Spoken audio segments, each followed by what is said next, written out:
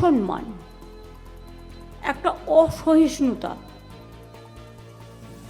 একটা অরুচিকর কথাবার্তা, একটা অকৃতজ্ঞতা সুলভ আচরণ, তাদের প্রতি অসম্মান, ভাষার প্রতি অসম্মান আমাদের অস্মিতাকে আজকে আমাদের সকলের সামনে এনে দাঁড় করিয়েছে। বাংলা কি সব মেনে নেবে? দেশের স্বাধীনতা সংগ্রামীরা কি সব মেনে নেবেন? সুভাষজির যে স্বপ্ন ছিল দেশ স্বাধীন করার জন্য, দিল্লি চলো, সেই দিল্লির যে চক্রান্ত নগরী এখন সারাক্ষণ চক্রান্ত করে বেড়ায় বাংলার বিরুদ্ধে। আজও নেতাজি সুভাষচন্দ্র বোসের জন্মদিন জাতীয় ছুটির দিবস হিসেবে ঘোষণা হয়নি এবং এখনো পর্যন্ত আমরা জানতে পারলাম না যিনি বেরিয়ে গেলেন দেশ থেকে, ফিরে এলেন না, তার জন্মদিনটা আমরা বলতে পারি, মৃত্যুদিনটা আমরা বলতে পারি না।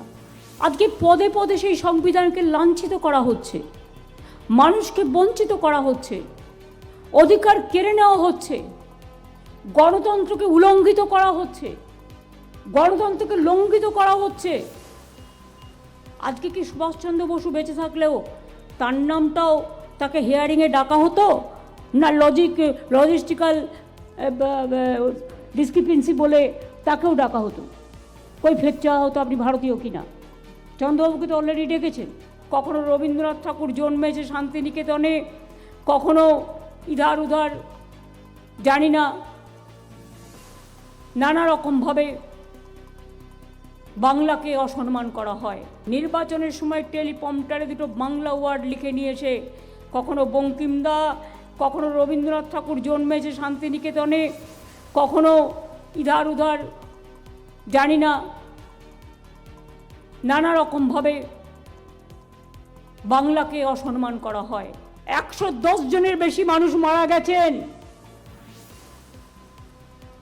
রোজ 3-4 জন করে আত্মহত্যা করছেন, ভয়ে মারা যাচ্ছেন। কেন ইলেকশনের বিরুদ্ধে কেস হবে না?